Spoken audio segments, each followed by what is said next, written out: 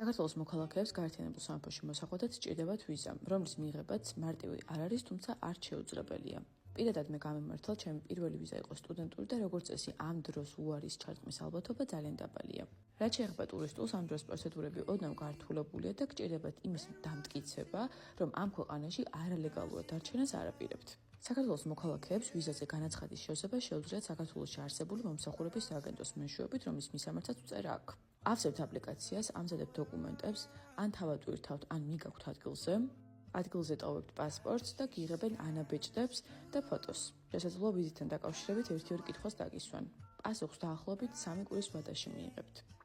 რაც შეეხება დოკუმენტაციას, ეს არის პასპორტი, სამსახურის ცნობა, სადაც ეწერება დასაქმების თარიღი, ანაზღაურება, პოზიცია, ეს იქნება აუცილებლად ინგლისურ ენაზე, ოფიციალურ ბლანკზე, ხელმოწერილი და ბეჭედ დარტყმული. ასევე საბანკო ამონაწერი, როგორც წესი 6 თვის საკმარისია. თუ კი გაქვთ ბრიტანეთის მოქალაქის მოსაწვევი, ეს იქნება იდეალური. ვიცი, რომ ბევრი დამატებით ასევე ტვირთავს უძრავი ქონების ამონაწერს, ან ქორწინების მოწმობას და мотиваციის წერილს. მოკლედ, მე ვიტყოდი, რომ მთავარია კარგად მოუწოდოთ დოკუმენტაცია, იყოთ დამაჯერებელი და გულწრფელი. წარმატებებს გისურვებთ.